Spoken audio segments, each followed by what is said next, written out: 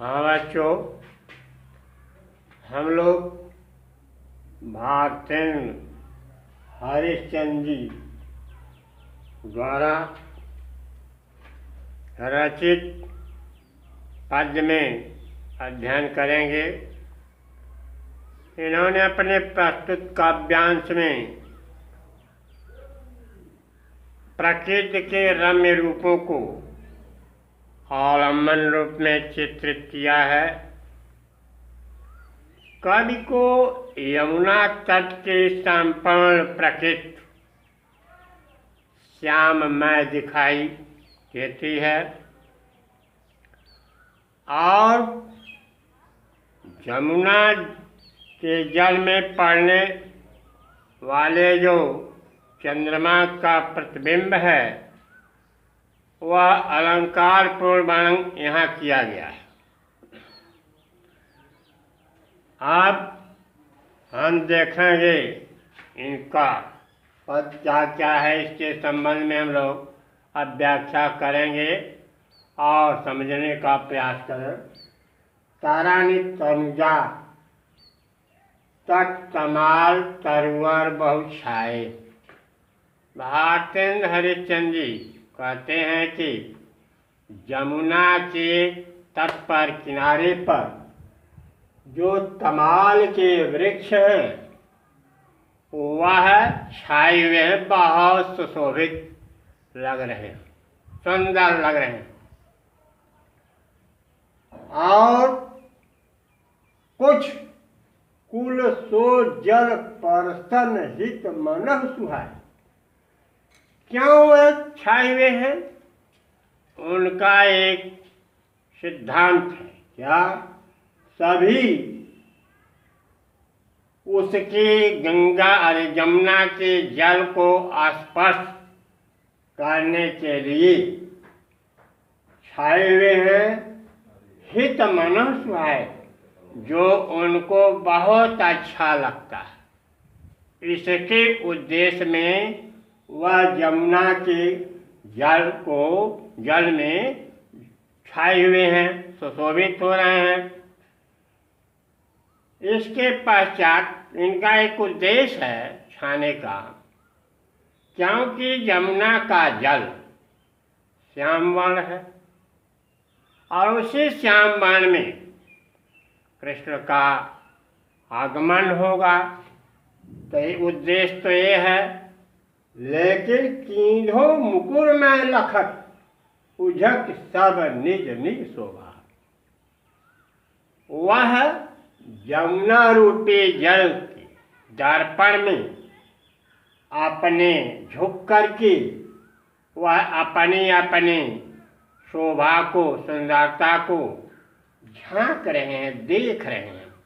जब अपनी की हुई चीज सामने आती है उसका परिणाम तो बहुत ही आनंदित लगता है।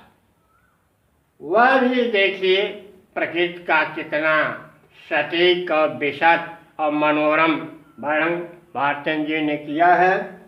यह पढ़ने ही बनता है। और क्या है, कै प्रणवत जल जान परम पावन फल लोभा। क्यों झुके हुए हैं? वे जानते हैं कि इनके स्पर्श से कै प्रणवत जल जान, स्पर्श, प्रणवत माने स्पर्श, छू करके स्पर्श करके यमुना के जल को ये जानते हैं कि बहुत पवित्र जल है और इससे मुझे फल की प्राप्ति होगी। यह समझ करके अपने मन में यह पेड़ जो हैं झुके हुए हैं यमुना के जल में। और मनु आतप बारन तीर को सिमित समय छाए रहत। मन माने अपने मन को, आतप माने ताप, अपनी ताप बुझाने के लिए। अब इस तरह से वृक्ष जो हैं अपने ताप बुझाने के लिए वह यमुना के किनारे जो है सभी एकत्रित होकर, सभी एकत्रित होकर के अपने ताप को बुझाने के लिए क्या है, आच्छादित हैं, छाए हुए हैं, शोभायमान लग रहे हैं। और सबका उद्देश्य वही है जो मैंने बतलाया। और इसके बाद के हर सेवा हित न रहे, निरख नैन मन सुख लागत। के हर सेवा, क्योंकि यमुना जल में किनारे, यमुना के किनारे पर भगवान हर सेवा यानी भगवान रास रचने के लिए, क्रीड़ा करने के लिए आएंगे, तो हम लोग क्या करेंगे, रहे निरख नैन मन शुभ लागत। मैं उस क्रीड़ा का दर्शन करूँगा जो हमारे हृदय और नेत्रों में बहुत सुख प्राप्त होगा, हम लोग आनंदित होंगे। ऐसा भारतेंद्र हरिश्चंद्र जी ने प्रकृति के द्वारा जो वृक्ष हैं उनमें वाणी न होने के कारण, लेकिन उनकी अभिलाषा कितनी पवित्र है, उच्च है, इसको संबोधित करते हुए अपने कविता के माध्यम से यह बताया है। अब इस पदखंड में, उपर्युक्त पदखंड में आप देखेंगे कि कौन अलंकार है। पहली लाइन में त की आवृत्ति कई बार हुई है, तरन तनुजा तट तमार तरुवर बहु छाए। इस लाइन में अनुप्रास अलंकार दृष्टिगोचर होता। और फिर इसमें संदेह अलंकार भी है, और रस जो है श्रृंगार है, और छंद छप्पय है। अब भाषा जो है ब्रज है, और इनकी शैली जो है बहुत गंभीरात्मक, प्रकृति के द्वारा इन्होंने मानव को यह प्रेरणा दिया है। इसी तरह से भगवान के चरण में सबको मन लगाना चाहिए।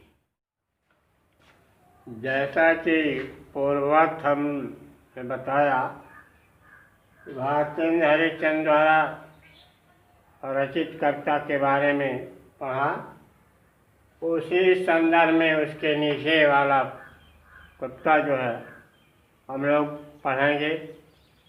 इस कविता में भारतेंद्र हरिश्चंद्र ने मानवीकरण के माध्यम से इतना सुंदर प्रकृति का वर्णन किया है जो बहुत ही हृदयग्राही है। भारतेंद्र जी कहते हैं इसमें पद में कि एक चंद्रमा का क्या लक्ष्य है, वह लक्ष्य पवित्र है। वह अपने कविता के माध्यम से यह कहना चाहते हैं कि हर एक, चाहे मानव हो चाहे देव हो, उनका लक्ष्य जो है पावन होना चाहिए। तो कहते हैं कबहू होत सतचंद, कबहू प्रगटता दूरी भाजत। इस यमुना जल में, यमुना के जल में जब चंद्रमा की किरणें पड़ती हैं तो सतचंद, सैकड़ों चंद्रमा दिखाई देने लगते हैं। एक दो नहीं, सैकड़ों चंद्रमा दिखाई देने लगते हैं, प्रकट हो जाते हैं, और कभी दूर भी चले जाते हैं, छिप जाते हैं। और पवन की गतिशीलता के कारण पवन गमन बस बिंब रूप जल। पवन के, जब पवन चलता है तो नदियों में बहुधा लहर उठती है, तो उसी तरह से जब पवन की गतिशीलता होती है, बढ़ती है, तो वही चंद्रमा जिनका जो रूप सैकड़ों रूप में होता है, उसी चंद्रमा का प्रतिबिंब जो है जल में बहुत ही सुंदर लगता है। बिंब रूप जल में बहुत साजत, साजत माने सुंदर लगता है। उसी चंद्रमा यानी पवन की गति के कारण चंद्रमा का रूप जल में बहुत सुंदर लगता है। अब आइए, मनु शशि भरि अनुराग जमुनि जल लोटत डोले। मन, अब यह चंद्रमा जो है प्रेम में अनुरक्त होने के कारण, किससे अनुरक्त है? यमुना के जल से। उसने कारण है पहले बता दिया। तो मन से, हृदय से चंद्रमा जो है यमुना के जल से अनुरक्त है। अनुरक्त होने के कारण उनके गोद में, आंचल में लोटे हुए पड़े हैं। लोटे हुए, लोटते डोले, अनुरक्त पड़े, लोटते हुए पड़े हैं। और कैसे पड़े हैं और इनकी क्या विशेषता है? कै तरंग की डोर, जैसे पतंग होता, तरंग माने पतंग, बालक अपने पतंग को डोरी लगा करके क्या करते हैं? आकाश में उड़ाते हैं। तो उसी तरह से चंद्रमा जो है यमुना जी के लहर की डोरी समझ करके वह क्या करते हैं? किलोल करते हैं, कीड़ा करते हैं और मन को क्या करते हैं? बहलाते हैं। जैसे कै बाल उड़ी, और बालक जो पतंग बनाए आकाश में उन पतंग को उड़ाते हैं, उसी तरह से यमुना जी के लहर की डोरी बना करके चंद्रमा जो है खिलवाड़ कर रहे हैं, आनंद ले रहे हैं। और इतना ही नहीं, बाल गोड़ी न में उड़ी सोहत, इत उत धावत, इधर उधर पतंग उड़ता ही रहता है, डोरी लगी है, बालक उड़ाते हैं। अब देखिए अंतिम पद में क्या है? कै अवगाहत डोलत को ब्रज रमणी जल आवत। कै अवगाहत माने यहाँ पर होगा स्नान। अवगाहत माने स्नान। डोलत, डोलत को, अब यहाँ ऐसा लग रहा है कि भगवान कृष्ण जब यमुना जी में आएंगे स्नान करने तो कैसा लग रहा है? कैसा लगेगा?